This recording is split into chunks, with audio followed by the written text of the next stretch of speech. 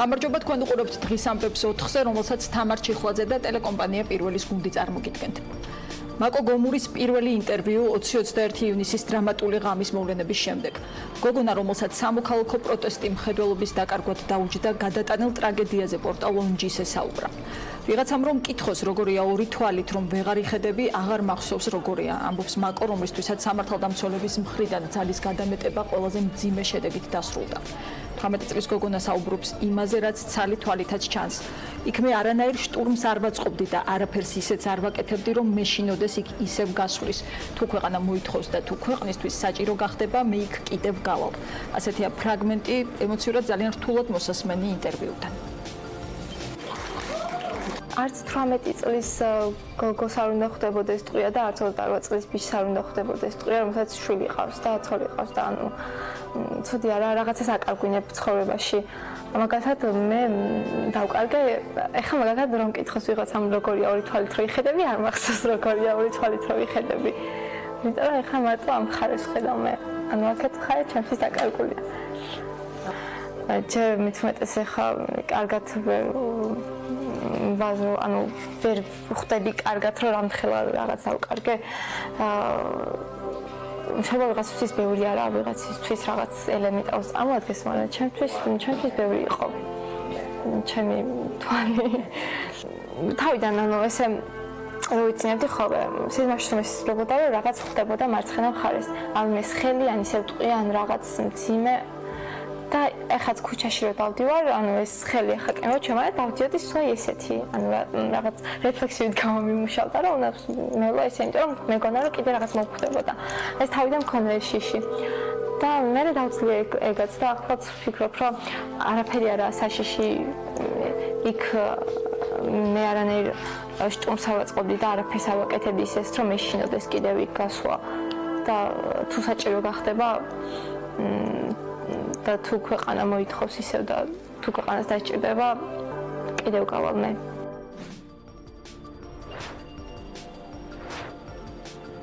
მაკო შენ თვალი აგვიხილე, ასეთი პლაკატი დღემდეა რუსთაველის გამზირზე, სადაც 36 დღეა გიორგი გახარიას გადადგომას ითხოვენ. კიდევ ერთხელ შეგახსენებთ 20-21 ივნისის ღამეს ამ მოვლენების დროს საავადმყოფოში გადაიყვანეს 240 ადამიანი, მათგან 80 სამართალდამცველი და 2 ადამიანმა დაკარგა თვალი. ვისაუბროთ კიდევ ერთ საინტერესო ამბავზე, რომელიც რუსთაველის გამზირზე სხვა პროტესტს ეხება. დღეს სამართალდამცველებმა კარვის გაშლის საშუალება არ მისცეს მალხაზ მაჩალიკაშვილს. მიზეზად თემირლან მაჩალიკაშვილის მამას სარეაბილიტაციო სამუშაოები დაუსახელეს, რასაც მოჰყვა მერიის უარყოფა და განცხადება, რომ პარლამენტის წინ მსგავსი არაფერი იგეგმება და ალბათ მხედველობაში ჰქონდათ მიმდინარე ტექნიკური შეკეთებები, რომლებიც ქალაქის მასშტაბით მუდმივად ხორციელდება. ირაკლი ხმალაძემ ვიცემერმა თქვა, რომ თუ ამის საჭიროება მომავალ დღეებში იქნება, მერიას აქციის მონაწილეებთან კომუნიკაციაც ექნება. რატომ იყო სხვაობა სამართალდამცველების და მერიის პოზიციაში? რატომ ახსენებდნენ შინაგან საქმეთა სამინისტროს წარმომადგენლები რეაბილიტაციას, თუ ასეთი რამ დაგეგმილი არ ყოფილა? ამ შეკითხვაზე რადიო თავისუფლებას დღეს შინაგან საქმეთა სამინისტროს პრესსამსახურში განუმარტეს, რომ სამართალდამცავებს მალხაზ მაჩალიკაშვილთან საუბრისას არ უხსენებიათ სიტყვა რეაბილიტაცია და ისინი გულისხმობდნენ კოსმეტიკურ სამუშაოებს, თუმცა ვნახოთ ვიდეო, სადაც ისინი რამდენჯერმე ახსენებენ სწორედ სარეაბილიტაციო სამუშაოს. რადგან უნდა ჩატარდეს საქსარეაბილიტაციო სამუშაოები, აუხსნით ამ ყველაფერს და შესაბამისად იმოხდეთ. სიტუაციიდან გამომდინარე მივიღოთ გადაწყვეტილებას. მაგრამ სულ დაგაგმევიდეთ, სანომალოდ იგეგმება სარეაბილიტაციო სამუშაოები და ამ ეტაპზე ჩვენ თქონა იქნება და ვერ დაგაგმევთ. ესე იგი გამოდის რომ აქ რო დაასახიჩნეთ მთელი ეს ახალგაზრდობა იმისთვის და გააკეთეთ ეს ყველაფერი ჩემი კარბები რო დაგეშალათ? არა, მე სხვა რაღაცა არ ვსაუბრობ. გამის გაშლაზე გესაუბრებით და მიზეზი აგიხსენებთ. თუ რატომაც ვერ მოგცემთ საშუალებას გაშალოთ. ამ თემის გაგრძელებას თქვენ ნახავთ დღის ამბებში, რაც შეეხება კიდევ ერთ მთავარ თემას. შეერთებული შტატების საელჩომ საქართველოს პროკურატურას ხაზარაძე ჯაფარიძისთვის ბრალის წაყენების დრო და კონტექსტი არ მოუწონა. განცხადებაში, რომელიც საელჩოს ვებგვერდზე გავრცელდა, კიდევ ერთხელ აღნიშნულია ანაკლიის პორტის მნიშვნელობა, რომელიც ამერიკული ინვესტიციის წყაროა საქართველოში. ნახოთ რა კომენტარი გააკეთა, უბრალოდ კი არ გააკეთა ამ თემაზე საქართველოს პრეზიდენტმა სალომე ზურაბიშვილმა. ბრალდება წაიყენათ გუშინ თუ არ ვცდები, მე მესმის რომ სხვადასხვა ოპოზიციური პარტიები, თუნდაც არასამთავრობოები ამაზე თავიანთ შეხედულებებს გააჟღერებენ. მე ვარ გათვითცნობიერებული იმ ინფორმაციებში, რაც ჯერჯერობით არის და მე ამას ვაკვირდები, ჩემი ანალიზებიც მაქვს, მაგრამ მე ვთვლი და ეს უნდა კარგად გაიგოთ, რომ პრეზიდენტს არ აქვს უფლება, ის კი არა კომპეტენცია, ნუ შეგეშლებათ, უფლება არ აქვს, რომ ჩაერიოს ასეთ საქმეში და გამოხატოს თავისი შეხედულება. ეს სანამ პროკურატურა არის ჩართული, ან სანამ სასამართლო არის ჩართული, ეს პრეზიდენტის ამაზე კომენტარის გაკეთება არის უშუალოდ ჩარევა. პარალელურად არასამთავრობო სექტორი მოუწოდებს პროკურატურას გაასაჯაროოს დამაჯერებელი მტკიცებულებები ხაზარაძის და ჯაფარიძის ბრალეულობის შესახებ 16 არასამთავრობო ორგანიზაციის ხელმოწერით გავრცელდა განცხადება, სადაც ვკითხულობთ, რომ 11 წლის წინანდელ სავარაუდო ფაქტზე გამოძიების დაწყება მისი საფუძვლიანობის შესახებ ლეგიტიმურ კითხვებს აჩენს. ხელმომწერი ორგანიზაციები ფიქრობენ, რომ ხაზარაძის და ჯაფარიძის მიმართ გამოძიების დაწყება და ბრალის წაყენება შესაძლოა იყოს პოლიტიკურად მოტივირებული და ვარაუდს ამყარებს ფაქტი, რომ მიმდინარე წლის 9 ივლისს ხაზარაძემ საზოგადოებრივი მოძრაობის შექმნის შესახებ განცხადება გააკეთა.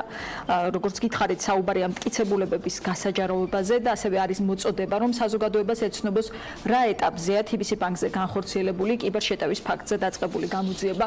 სწორედ ამ მიმართვაზე და არასამთავრობო სექტორის პოზიციაზე ვისაუბრებთ ახლა ეკა გიგაურთან ერთად, საერთაშორისო გამჭვირვალობა საქართველოს აღმასრულებელი დირექტორი გვერდება პირდაპირ ეთერში. მოგესალმებით ეკა, მადლობა ჩართვისთვის. თქვენი განცხადების ბოლოს არის ის, რომ მიმართავთ საერთაშორისო პარტნიორებს საქართველოსი, რომ განსაკუთრებული ყურადღება მიაქციონ საქართველოში განვითარებულ ბოლოდროინდელ მოვლენებს. ეს ყურადღება, როგორც ჩანს, არ არის მოდუნებული და ეს დაამტკიცა შეერთებული შტატების საელჩოს დღევანდელმა განცხადებამ. დავიწყოთ ამ განცხადების შეფასებით, თქვენ რა გზავნილები ამოიკითხეთ ამ მოკლე კომენტარში, სადაც იყო რამდენიმე თემა და ამასაც მივყვეთ დეტალურად.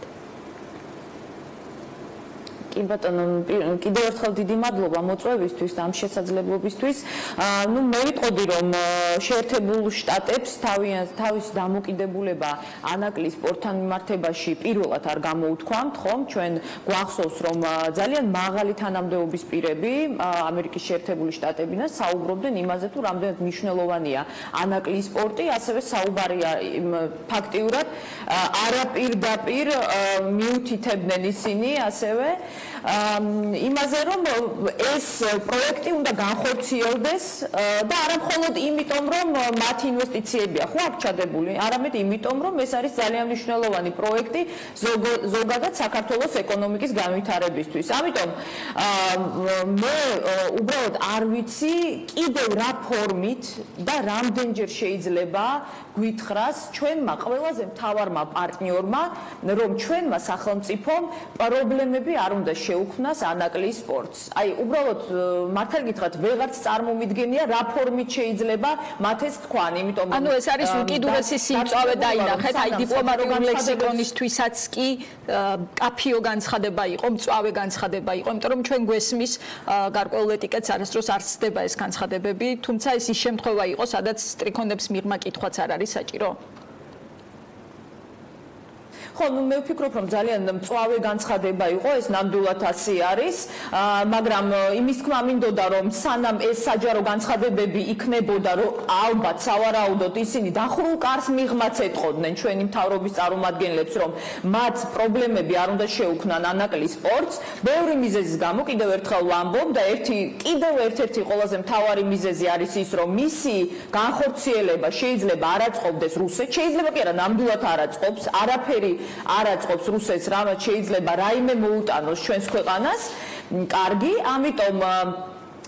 ამიტომ ჩვენი პარტნიორები ამაზე ზრუნავენ და სამწუხაროა, რომ ჩვენი პარტნიორები ამაზე უფრო მეტად ზრუნავენ, ვიდრე ჩვენი სახელმწიფო, ხო? ჩვენ უნდა გვახსოვდეს ასევე ისიც, რომ ამ განცხადებაში იყო საუბარი ჩვენს მართლმსაჯულების სისტემაზე, მკერდზვებელი და გამჭვირვალე სამართლებრივი სისტემა, ანუ არა მხოლოდ პროკურატურის მისამართით, არამედ კიდევ ერთი მნიშვნელოვანი რგოლის სასამართლოს მისამართითაც იყო, ხომ ეს გზავნილი რამდენად მნიშვნელოვანია. პომპეოს განცხადებაშიც იყო სწორედ სასამართლო ნახსენები. ხომ, იმიტომ რომ ცალსახა არის, რომ გარკვეული კითხვები არსებობს ჩვენი მართლმსაჯულების სისტემის დამოუკიდებლობასთან დაკავშირებით, ხომ? ახლა ჩვენც და ჩვენ პარტნიორებსაც ხომ შეიძლება კითხვები გაუჩნდეს ამ ჩვენ სისტემასთან დაკავშირებით, რატომ?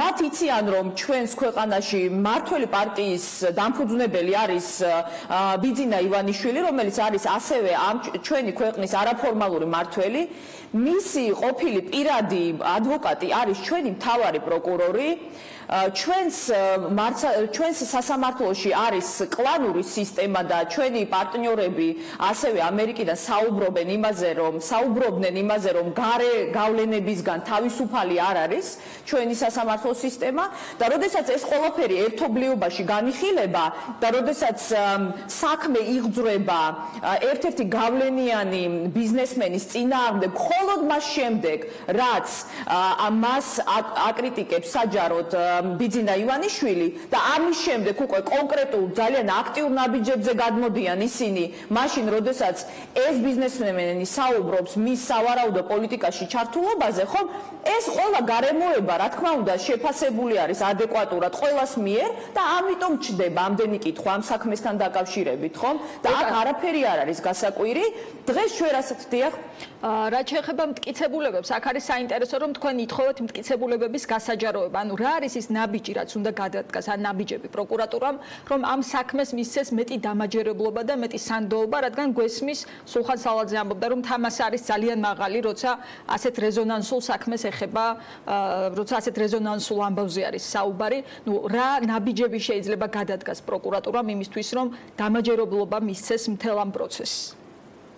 ვისი ჩართულობით ან რა ფორმით? ხო, ნუ კონკრეტული მტკიცებულებები წარმოადგინოს ფულის გათაჯებასთან დაკავშირებით. ხომ, აი ძალიან მარტივად. ერთის მხრივ, ხომ, ჩვენ სხვათა შორის გუშინ თქვენ ისმენდით კიდევ თქვენს ეთერში იყო ხაზარაძის ადვოკატი, რომელიც ამბობდა, რომ იგი მოგვაწვდიდა ჩვენ ინფორმაციას და ამ საქმის მასალებს და შესაბამისად ჩვენ ამას შევხედავთ. ხომ, დღეს რაზეც საუბრობს ამ ეტაპზე პროკურატურა, რაც არის საჯარო ინფორმაცია, იქ ამ ინფორმაციის საფუძველზე ვერ ვიტყვით, რომ ეს არის ფულის გათეთრება, ხო? იმიტომ რომ ფულის გათეთრება არის ძალიან მარტივად რომ ვთქვათ, არის არალეგალური ფულის გათეთრება, ხო? და აი ამის მტკიცებულებები უნდა წარმოადგინონ მათ. ამ საჯარო განცხადებებში არ ჩანს არალეგალური ფული. რა თქმა უნდა, ხო, მე ჩვენ ყოველ შემთხვევისთვის ხო, საჯაროდ რაც არის ინფორმაცია გავრცელებული, იქ ნამდვილად ეს არ ჩანს. ხა, რაც შეეხება მეორე მიმართულებას, რაც მათ უნდა გააკეთონ, კი ბატონო, ერთის მხრივ შეიძლება ისინი ზრუნავდნენ აი ამ ესე იგი ამ ეგრეთ წოდებული სამართალდარღვევის ფაქტზე, ბრჭყალებში ვიტყვი და მათთვის ძალიან მნიშვნელოვანი არის 11 წლის წინანდელ საქმეზე სიმართლის დადგენა, მაგრამ ამავდროულად მათ ალბათ უნდა გამოიძიონ ის საკითხები, რომლებზეც საუბრობდა ხაზარაძე, ხო? იმიტომ რომ იგი პირდაპირ მიუთითებდა კონკრეტულ თანამდებობის, მაღალ თანამდებობის პირებზე და საუბრობდა მათ სავარაუდო ზეწოლაზე, იგი საუბრობდა ასევე კიბერშეტევაზე, TBC ბანკზე და ხა დარწმუნებული ვარ, რომ ეს არ არის მხოლოდ და მხოლოდ ხაზარაძის ინტერესი, ხო? იმიტომ რომ TBC ბანკს რამოდენიმე მილიონი მომხმარებელი ყავს და წარმოიდგინეთ, რომ ვიღაცა ცდილობდა ამ მომხმარებელს მათზე ინფორმაციის მოპოვებას, ხომ? რა სესხები აქვთ, რა ტიპის ანაბრები აქვთ და ასე შემდეგ, ხომ? ანუ ეს არ არის მხოლოდ და მხოლოდ ერთი ადამიანის ინტერესი. და ამ მიმართულებითაც ხელისუფლებამ ალბათ კონკრეტული ნაბიჯები უნდა გადადგას, ხომ? ჩვენ ვიცით, რომ რუსთაველის 12-თან დაკავშირებით გამოძიება დაიწყო, მაგრამ ამდენი თვის განმავლობაში ჩვენ ინფორმაცია არ გვსმენია რა ეტაპზე არის ეს გამოძიება და საერთოდ რაიმე შედეგი დადო თუ არა. ამ განცხადებაში რაც გაავრცელა არასამთავრობო სექტორმა, ასევე საუბარი იყო მინიშნება პოლიტიკურ мотиваციაზე და იმ ფაქტზე, რომ პროკურატურის გააქტიურებამდე 2 კვირით ადრე ხაზარაძემ ერთგვარი პოლიტიკური აქტივობის შესახებ გააკეთა განცხადება. აი ამ შემთხვევაში რამდენად შეიძლება რომ ქრონოლოგია იყოს ხელისუფლების არგუმენტების სასარგებლოდ, რადგან ჩვენ გვეუბნებოდნენ, რომ 1 წლის წინ, როცა ეს გამოძიება დაიწყო, ჩვენ მართლაც არ ვიცოდით ბიზნესმენის სავარაუდო პოლიტიკური გეგმების, მისი განზრახვების შესახებ. რამდენად დამაჯერებელია ეს არგუმენტი, ან რატომ არ შეიძლება გავითვალისწინოთ ეს, რომ სწორედ გამოძიების დაწყებისას ვერ ეცოდინებოდა ვერავის ხაზარაძის პოლიტიკური გეგმების შესახებ. ხო, პირველ რიგში უნდა ითქვას, რომ ჯერ კიდევ მაშინ, როდესაც ხაზარაძე იქნა გაკრიტიკებული ბიძინა ივანიშვილის მხრიდან, მაშინაც ვრცელდებოდა ინფორმაცია იმასთან დაკავშირებით, რომ თითქოს ხაზარაძე აპირებდა პოლიტიკაში წასვლას და იგი ნამდვილად აქტიური, ასე ვთქვათ, ადამიანი არის და საჯარო ცხოვრებაში არის ძალიან აქტიურად ჩართული, არა მხოლოდ მისი საბანკო საქმიანობიდან გამომდინარე, არამედ სხვა მიმართულებითაც, ხო, ვიცი. შესაბამისად, ცხადია, რომ ეს არგუმენტი შეიძლება არსებობდეს, მაგრამ კიდევ ერთხელ ვამბობ, ანუ ეს ინფორმაცია ვრცელდებოდა, რომ იგი აქტიურობას აპირებდა პოლიტიკურ, ასე ვთქვათ, ცხოვრებაში. რაც შეეხება გააქტიურებას პროკურატურის, კიდევ ერთხელ ვამბობ, ანუ გასაგებია, რომ მათ შეიძლება ეს ყველაფერი არ ცოდნოდათ, მაგრამ ერთ-ერთი რამ, რაც შეიძლება ჩვენ ვთქვათ, არის ის, რომ ზუსტად იმიტომ, რომ ხაზარაძემ გააკეთა განცხადება პოლიტიკაში მის სავარაუდო ჩართულობასთან დაკავშირებით, ეს კიდევ უფრო მეტ პასუხისგებლობას ანიჭებს პროკურატურას და უფრო გამჭვირვალე უნდა იყოს გამოძიება ზუსტად ამის გამო და უფრო აქტიური უნდა იყოს პროკურატურა საზოგადოებასთან კომუნიკაციის თვალსაზრისით, იმიტომ რომ ამ შემთხვევაში უკვე ეს პირი სხვა ტიპის გარემოებებში განიხილება, ხომ? იმიტომ რომ იგი აპირებს სამომავლოდ პოლიტიკაში შესვლას. ამიტომ არის ეს ყველაფერი კონტექსტზე მიანიშნა დღეს საელჩომაც გარკვეულწილად დროსა და კონტექსტზე იყო სწორედ ამ განცხადებაში საუბარი. აქ არის კიდევ ერთი მთავარი საკითხი, რომელზეც წესით დღეს უნდა გავიგოთ პასუხი. გირაო თუ პატიმრობა, რას მოითხოვს პროკურატურა აღკვეთის ღონისძიებად, შეგვიძლია ერთგვარი პროგნოზი, ან როგორ ფიქრობთ, რა შეიძლება იყოს სამართლებრივი გაგრძელება ამ კუთხით? არ ვიცი, იცით რომ წინასწარ პატიმრობაში რას იზავენ, არ ვიცი ნამდვილად, იმიტომ რომ ამ ბოლო პერიოდის განმავლობაში ხელისუფლება სხვადასხვა მიმართულებით ისეთ ნაბიჯებს გავს, რომ აი ლოგიკური ახსნა ძალიან მიჭირს ამ ყველაფრის, თუმცა ამ შემთხვევაში ხლა ჩვენმა მსმენელმა უნდა იცოდეს, რომ რა შემთხვევაში ითხოვს პროკურატურა წინასწარ პატიმრობას, ხომ? თუ კი მათ აქვს დასაბუთებული ეჭვი იმისა, რომ ეს ადამიანი დატოვებს საქართველოს ტერიტორიას და ამას იზავს ალბათ არალეგალური გზებით, იმიტომ რომ თუ ამას ოფიციალურად საზღვარზე გააკეთებს, მაშინ საზღვარზე მას უბრალოდ გააჩერებენ, ამიტომ ამისთვის დაკავება ნამდვილად არ არის საჭირო და მეორე არის რომ კონდეს დასაბუთებული ეჭვი პროკურატურას, რომ მოხდება, იგი მოახდენს ვინმეზე ზეწოლას. ხო და ესეც უნდა იყოს დასაბუთებული ეჭვი, ხო? ანუ ამის დასაბუთებაც უნდა მოიტანონ და არ ვიცი ხლა ამის დამტკიცებას როგორ მოახერხებს პროკურატურა სასამართლოში, ნამდვილად არ ვიცი.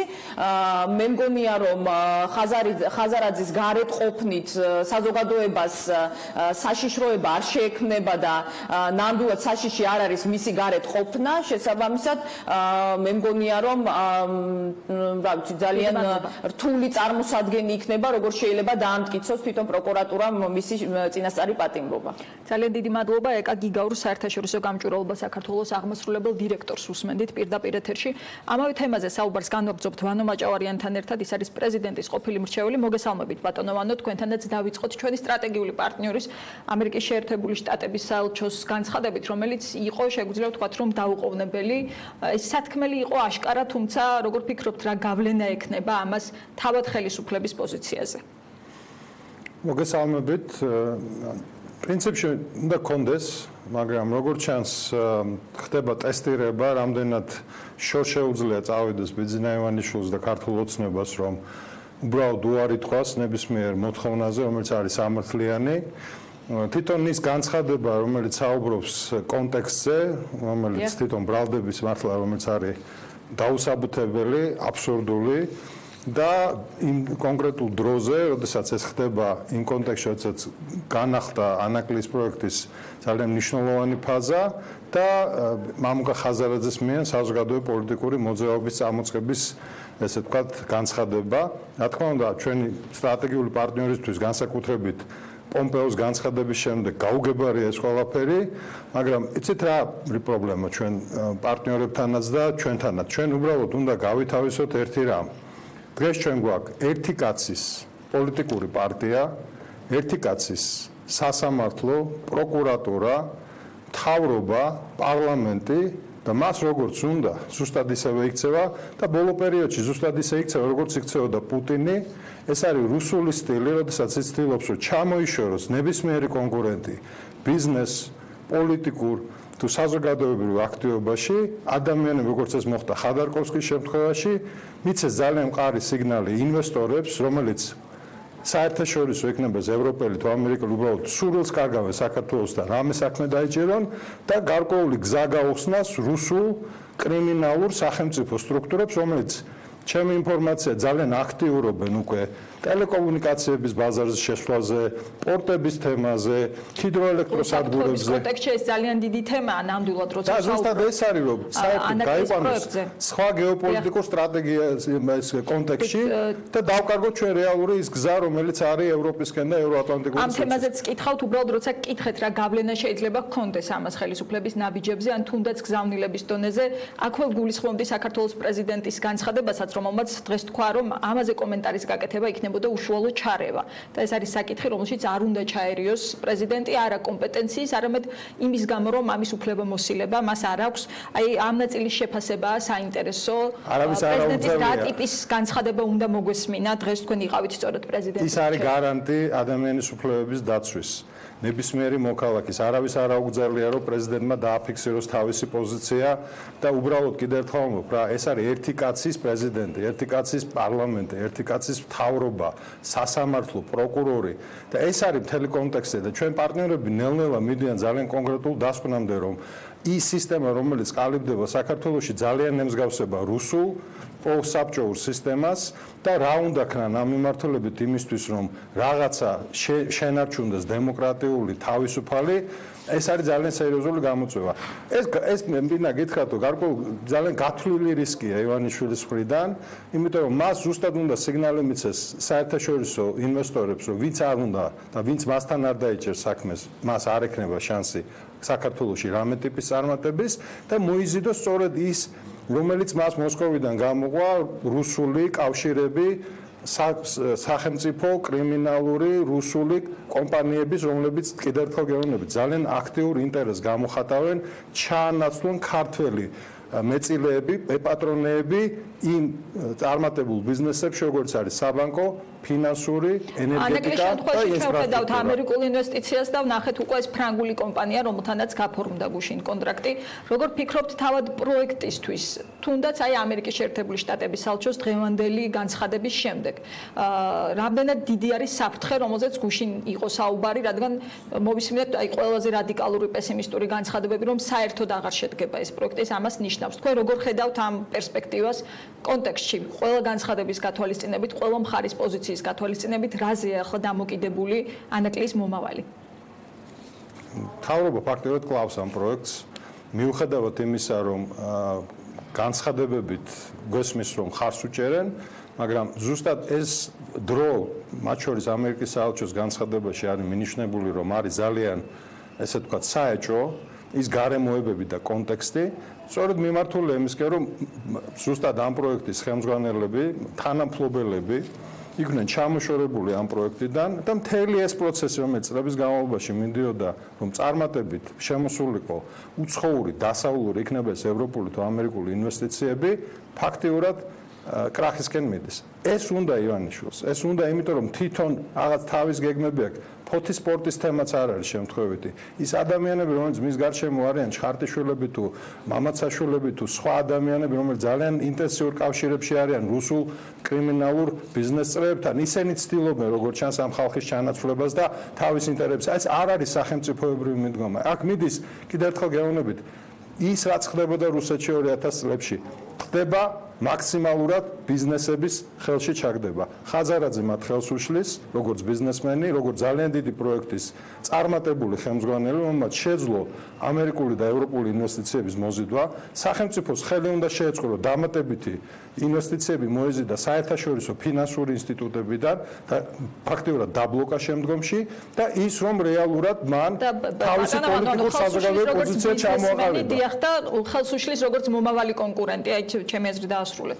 რა თქმა თქმა უნდა, ის არის ადამიანი სხვა ტიპის ხედვა, თქვათ, არის ფართო სურათი, როცა ბიზნეს ინტერესებზე, სტრატეგიულ პარტნიორებზე, რუსეთს და ამერიკას შორის რაღაც არჩევანზე საუბრობთ, თუმცა არის ეს ერთი ხაზიც შედარებით შიდა პოლიტიკის თემა, თქვენ ამ შემადგენელსაც ხედავთ. ეს თანხმედრაში ეს არ არის ამოგდებული კონტექსტიდან, ეს ყველაფერი თანხმედრაში, იმიტომ რომ მე პირდაპირ შეგახსენებთ, რომ ეს პრობლემა ხაზარაძის, ანაკლიას შეექმნა ზუსტად კვირიკაშვილის განთავისუფლებიდან ძალიან ცოტა ხანში.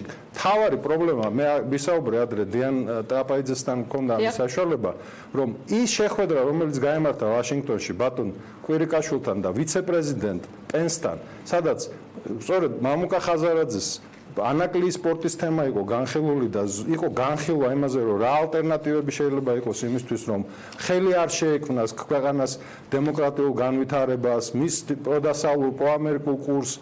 აქედან წამოიწყო ეს პრობლემა, ეს ხო არ არის გუშინ დაწყებული პრობლემა. ერთი პრემიერი ამას გადააყოლა უკვე ივანიშვილმა და ის გაგრძელება, რომელიც არის ხაზარაძის სახით, რომელიც კიდევ ერთხელ ამბობ, ვიცე-პრეზიდენტი პენსი, სახელმწიფო მდივანი პომპეო, რომელიც ძალიან კარგად არის გათვითცნობიერებული ამ პროექტის მნიშვნელობაზე, მის გეოპოლიტიკურ, გეოსტრატეგიულ, გეოსამხედრო თუ კომერციულ მნიშვნელობაზე და ის კონკრეტული აქტორები, როგორც არის ხაზარაძე თუ სხვა, მათთვის არის საფრთხე, იმიტომ რომ მათ ძალაუფლების შენარჩუნება უნდათ და შემოყვანა რუსული კაპიტალის მათი პირობებით, რომელიც არ არის სახელმწიფოსთვის მომგებიანი და არის კონკრეტული ბიზნესმენებისთვის მომგებიანი.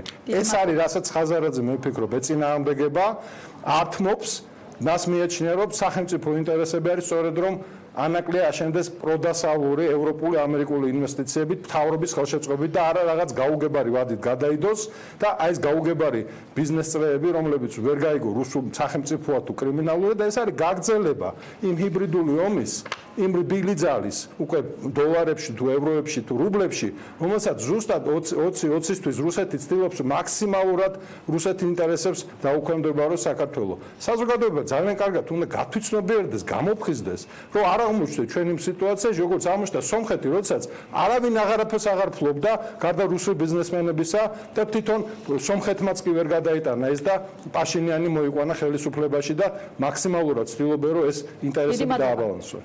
დიდი მადლობა ბატონო ვანო მაჭავარიანს უსმენდით პირდაპირ ეთერში პრეზიდენტის ყოფილი მრჩეველია რეკლამის შემდეგ სულ რამდენიმე წუთში დაუბრუნდებით და ჩვენი სტუმარი იქნება ქართული ოცნების წევრი ირაკლი მეზურნიშვილი. დაგველოდეთ.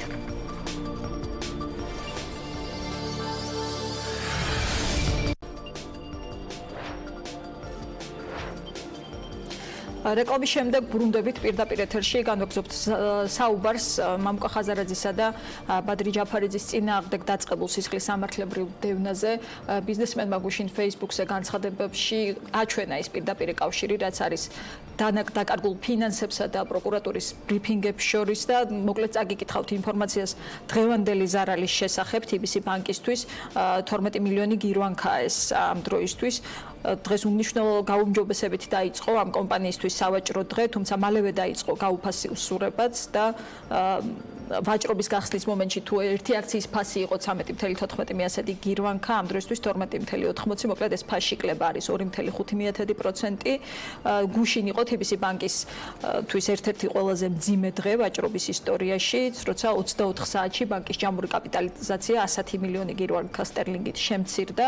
ეს ოფიციალური გაცვლითი კურსით არის დაახლოებით 400 მილიონი ლარი. მოკლედ ასეთი იყო ზარალი ერთი დღის ამ დროის მონაცემებით. ახლა კი საუბარს ვიწყებთ ჩვენ სტუმართან, ქართული ოცნების წევრ ირაკლი მეზურნიშვილთან, რომელიც გვერდება პირდაპირ ეთერში. მოგესალმებით ბატონო ირაკლი, მადლობა რომ ხართ ჩვენი სტუმარი. მინდა დავიწყო ამერიკის შეერთებული შტატების საელჩოს განცხადებით. თქვენ იცნობთ ამ განცხადებას, სადაც იყო საუბარი შეშფოთებაზე, ბრალის წაყენების კონტექსტის და დროის გარემოებასთან დაკავშირებით. თქვენი აზრით კონკრეტულად რამ შეაშფოთა საქართველოს მთავარი სტრატეგიული პარტნიორი? მოგესალმებით, მივესალმებით ჩვენს ტელემაყურებელს. მე მოვისმინე ამერიკის საელჩოს ეს განცხადება და პრინციპში შეიძლება ვთქვათ, რომ ჩვენ გაგებით ვეკიდებით ამ განცხადებას, მაგრამ აქვე მინდა აღვნიშნო ერთი რამ. თვითონ ამერიკის შეერთებულ შტატებში არაერთხელ მომხდარა ის, რომ მაღალი დონის ბიზნესმენების, წარმატებული ბიზნესმენების ასე ვთქვათ, ხელისუფლების წარმომადგენლების მიმართ გაჩენილა კითხვები და ისინი აღმოჩნდნენ სასამართლოს წინაშე. და აქედან რაღაც გარკვეული რაღაც ტრაგედია და რაღაც უპრეცედენტო არაფერი არ ხდება ჩვენს ქვეყანაში და ყოველდღიურად პროკურატურა არის აბსოლუტურად დამოუკიდებელი ორგანო და ყოველდღიურად ხდება ასეულობით საქმეების აღძვრა და სისხლის სამართლის საქმეების მიმართულებით, სხვადასხვა სამართალ დარღვევებთან, ფინანსურ მაქინაციებთან და ასე შემდეგ, შესაძლო გათეთრებებთან და ასე შემდეგ. აქედან გამომდინარე, პროკურატურა არ უთანხმებს, ასე ვთქვათ, არც ანაკლის კონსორციუმს, არც ხელისუფლებას და არც სხვა წარმომადგენლებს, როდის უნდა მოხდეს ამა თუ იმ საქმესთან დაკავშირებით გამოძიება. აქედან გამომდინარე, მინდა აქვე აღვნიშნო, რომ რა თქმა უნდა, გაგებით ვეკიდებით ამ ყველაფერს, რადგან ეს ეხება უმსხვილეს ბიზნესმენებს, ეს ეხება თუნდაც იმას, რომ მამუკა ხაზარაძე არის დაკავშირებული ანაკლის პორტთან, მაგრამ უნდა აღვნიშნო და გავმიჯნოთ აქ ორი მიმართულება. ანაკლის პორტი ბატონო ირაკლი, მოდით ანაკლის პორტზე კი ბატონო ცალკე ვისაუბროთ, აი განცხადების ამ ნაწილს ამოვწურა უკაცრავად და ვისაუბროთ ანაკლიაზეც. თქვენ თქვით, რომ ასობით საქმეო პროკურატურაში, თუმცა ასობით საქმეზე შეერთებული შტატების საელჩო თქვენ გესმით, რომ არ ავრცელებს განცხადებებს და საკმაოდ მწვავე სიტყვებით. შე რა იგულისხმებოდა დროსა და კონტექსტში, რაც ხაზგასმით არის ამ განცხადებაში მოცემული, ხომ არ დაინახეთ გარკვეულად ირიბი მინიშნება, რომ საქმეში ჩანს სხვა мотиваცია გარდა სამართლებრივისა.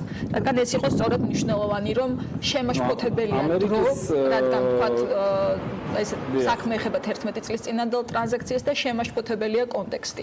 აი თქვენ დაინახეთ თუ არა ირიბი მინიშნება სხვა мотиваციაზე. გასაგებია რომ გაგებით ეკიდებით ამის მიღმა რა არის. მოდით ასე ვთქვათ, რა თქმა უნდა, ამერიკის საელჩომ უნდა გააკეთოს დამატებითი განმარტება და ინფორმაცია თუ რა იგულისხმება და კონკრეტულად რას გულისხმობს და უფრო დეტალებში ალბათ მართებული იქნება, რომ ამერიკის საელჩომ გააკეთოს მეტი უფრო ასე ვთქვათ ღია და ნათელი განმარტება, მაგრამ თუ კითხულობთ ამ კონტექსტში არსებულ განმარტებაზე, რაც დღეს მოვისმინეთ, შეიძლება მათ გაუჩნდეთ კითხვები თუნდაც იმასთან დაკავშირებით და იქ კონტექსტში რატომ დავიწყე ანაკლის სპორტი, რადგან ამ განცხადებაში ზუსტადაც რომ ანაკლის პროექტზე იყო შემდგომი განცხადება, თუ თქვენ წაიკითხეთ ეს ანაკლის პროექტის მხარდაჭერა გამოაცხადა კიდევ ერთხელ ამერიკის საელჩომ და ასე ვთქვათ გაუსვა ხაზი მნიშვნელობას, რომ აქ არის ამერიკული ინვესტიცია, რომელიც ძალიან დიდ როლს ითამაშებს საქართველოს ეკონომიკური განვითარებაში და ეკონომიკური ზრდის დაჩქარებაში, რაშიც აბსოლუტურად ვიზიარებ ამ მოსაზრებას და ამ პათოს. ეს მართლაც მნიშვნელოვანი პროექტია. აი ზუსტად ამიტომ გავუსვი მე ხაზი ანაკლის პროექტთან დაკავშირებას მამუკა ხაზარაძის, რაც ვფიქრობ, რომ ამ შემთხვევაში არ იქნება მართებული, რადგან ეს სულ სხვა кейსია 11 წლის წინანდელი და თქვენ აღიქვით, რომ ანაკლის გამო დაიცვეს ერთგვარად ხაზარაძე, თუ სწორად არ მივხვდი შემისწორეთ. ყოველ შემთხვევაში ეს პათოსი იგრძნობოდა, რადგან იმავე განცხადებაში ფიგურირებდა ანაკლის პროექტი, ხო? ანუ ანაკლის მხარდაჭერად უფრო აღიქვით, ვიდრე თქვა კონკრეტულად ხაზარაძის მხარდაჭერად. თქვენი ლოგიკით. მე პირადად ასე ვთქვათ, ბმა გავაკეთე თვითონ ანაკლის პროექტთან დაკავშირებით დროის და თვითონ ბრალდება. რაც შეეხება ბრალდებას, ახლა აქ ძალიან ცალსახა უნდა იყოს, რომ პროცესი უნდა იყოს გამჭვირვალე. ეს პირადად ჩემთვისაც ძალიან მნიშვნელოვანია რიგითი საზოგადოების რიგითი წევრისთვის და ნებისმიერი საზოგადოების წარმომადგენლისთვის, რადგან ეს პროცესი უნდა იყოს გამჭვირვალე, სამართლიანი და საერთოდ არავის არ უნდა დარჩეს ზედმეტი კითხვა კონკრეტულად სამართალ დარღვევასთან დაკავშირებით. აი ეს არის მნიშვნელოვანი, რომ დავიცვათ ჩვენ ობიექტურობა და არავის არ ქონდეს განცდა, რომ უსამართლოდ იქნა დაჩაგრული საქართველოს პროკურატურის მიერ ან სასამართლოს მიერ. ეს არის მიუღებელი და ამას რა თქმა უნდა საზოგადოება არ მიიღებს. პარტნიორში როცა ამბობთ, რომ არავის არ უნდა გაუჩნდეს განცდა.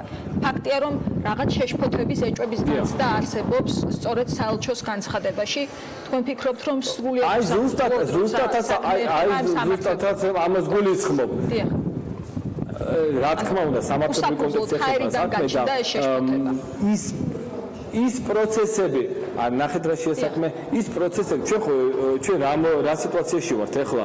დღეს ვიცით რომ პროკურატურამ რამოდენიმე თვის წინ ასე ვთქვათ დაანონსა ამ საქმის გამოძიების დაწყება და დღეს მაგალითად უახლოეს პერიოდში დღეს არ მომხდარიყო და უახლოეს პერიოდში რომ არ გაეკეთებინა პროკურატურის განმარტება და ბრალი რომ არ წაეყენებინა ამ საქმის წინ არა 1 წლის წინ ბატონო ირაკლი ფაქტს დავაზუსტებ 1 წლის წინ დაიწყო გამოძიება არა მე ფაქტი დაიწყო გამოძიება მე ვიძახე როდესაც მე ვამბობ როდესაც გასაჯაროვდა ეს ყველაფერი ანუ და ღიად გამოვიდა საზოგადოების წინაშე ეს საქმე დიახ იანვარში გასაჯაროვდა დღეს რომ არ გაეკეთებინა და ზოგადად უახლოეს პერიოდში რომ არ მოხდარიყო განმარტება და ბრალდების წაყენება რომ არ მოხდარიყო მართლაც გაჩნდებოდა კითხვა პროკურატურის მიმართ რომ ესე იგი რას ნიშნავს მოახდინა ერთის მხრივ დისკრედიტაცია მართლაც რასაც საუბრობდა ხაზარაძე და შემდეგ შემოვიდო ეს რაღაც თაროზე და ეს მართლაც მიუღებელი იქნებოდა დღეს ძალიან მნიშვნელოვანია ნახოთ პროკურატურას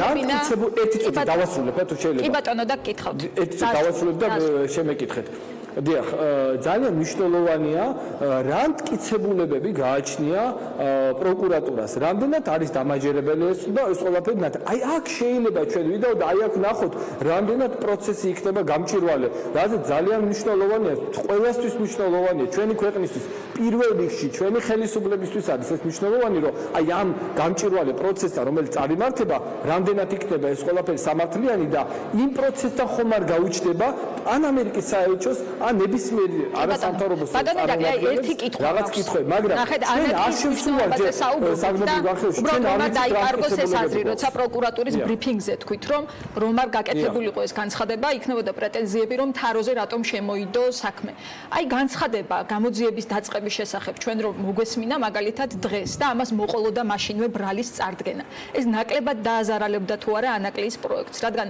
მაშინ როცა იანვარში პროკურატურამ ბრალის წარდგენის გარეშე გააკეთა განცხადება ამას მოყვა ერთგვარი შოკი ინვესტორებისთვის თან ხაზარაძე ამბობდა რომ მას ჰქონდა თხოვნა კონფიდენციალობასთან დაკავშირებით სწორედ ამის გამო რომ ეს დამაზარალებელი იქნებოდა პროექტისთვის სახელმწიფო სწორად მოიქცა იანვარში როცა გამართა ბრიფინგი ბრალის წარდგენების გარეშე და დატოვა 6 თვიანი შუალედი გაუგებარი ეჭვებისთვის ანაკლიის კონტექსტში გეკითხებით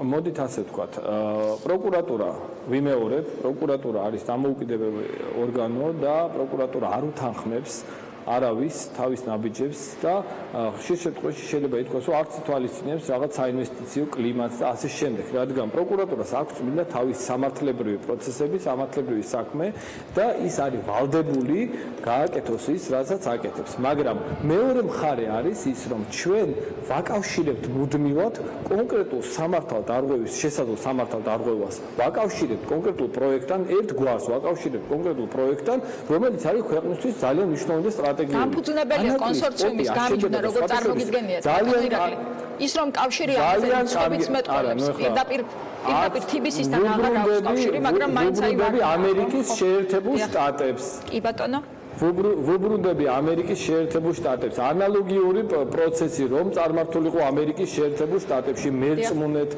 რომ უზენაესი კანონი იქნებოდა უპირველეს ყოვლისა და შემდეგ იქნებოდა ნებისმიერი საინვესტიციო კლიმატი თუ ამადა იმ კომპანიის აქციების ფასების ვარდნა თუ ზრდა მეწმუნეთ ეს არის სამართლებრივი სახელმწიფოს ძალიან ობიექტური ნაბიჯი აქ არ შეიძლება ეს გავმიჯნოთ არ შეიძლება იქნებოდა ბრიფინგი მტკიცებულებების გარეშე და ბრალის წარდგენების გარეშე მე იანვრის ბრიფინგზე მოდით ეხლა ერთ რამეს ვიტყვი რა იანვრის უბრალოდ ეს არის საინტერესო მაშინ რა დაშავა უპრეცედენტი დიახ მე შემიძლია ხაზი გაუსვა იმას რომ სხვადასხვა ვიზიარებ და ხარს უჭერ ხაზარაძეს იმ ნაწილში რომ ანაკლიის პროექტი აუცილებლად აშენდება ეს ძალიან მნიშვნელოვანია ჩვენი ქვეყნისთვის და ამას დღესაც კი როდესაც პარალელურად თქვენ წარმოიდგენთ კონსორციუმის ერთ-ერთი წარმომადგენლის მიმართ აბსოლუტურად სხვა საქმეზე მიმდინარეობს ასე ვთქვათ ბრალის წაყენება დღესაც კი არ ჩერდება ის უპრეცედენტო მხარდაჭერა ხელისუფლების და სახელმწიფოს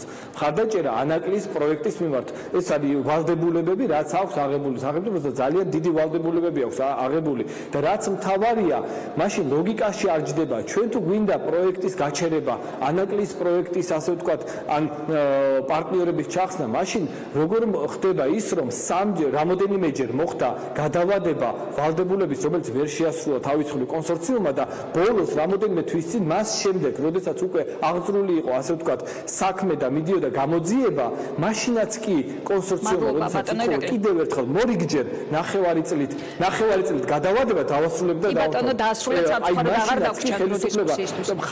ხარში დაუდგა და დღესაც ბოლო მთავარი მესიჯი მინდა გავაჟღერო. დღესაც ჩვენი გუნდის აბსოლუტური განცდა არის და სურვილი არის, რომ არავითარ შემთხვევაში არ შევცვალოთ პარტნიორი და ზუსტად იმ კონსორციუმთან, რომელშიც იმყოფება ბამუკა ხაზარაძე და ბადე ჯაფარიძე, ეს პროექტი გახორციელდეს და ბევრი სადავო თუმცა სამწუხაროდ აღარ გვაქვს დრო. მადლობა თქვენი პოზიციის დაფიქსირებისთვის. ირაკლი მეზურნიშვილი საუბრობდა პირდაპირ ეთერში. ახლა ჩავთავთ ჩვენ პირდაპირ ეთერს ეკაკვესიტაძის რუსთავიერი ჟურნალისტის სახლიდან, სადაც ამ წუთებში მიდის აქცია, სადაც აპროტესტებენ შოთა უტიაშვილის განცხადებას რუსეთ-საქართველოს ომთან დაკავშირებით. თავად ეკაკვესიტაძის სტატუსს წაგიკითხავთ სოციალური ქსელიდან, სადაც ის უკავშირებს თავის ჟურნალისტურ საქმიანობას ამ აქციას, რაც ახლა ჩემს სახლთან ხდება, ვითომ ჩემი ქმრის სტატუსის გამო პირდაპირ განვიხილავ როგორც ხელისუფლების პირდაპირ ზეწოლას ჩემი რუსთავიერი ჟურნალისტის მისამართით. საერთოდ არაფერი აქვს საერთო ამას შოთა სტატუსთან, ამას აქვს საერთო ჩემს რუსთავიორში დარჩენასთან და თუ ვინმე ხელისუფლებაში ფიქრობს, რომ ასე გამტეხავს, ძალიან ცდება, გთხოვთ მოახდინოთ რეაგირება და ის მიმართავს არასამთავრობო ორგანიზაციას, სახალხო დამცველს, რომ შეატყობინოს ყველა საელჩოს.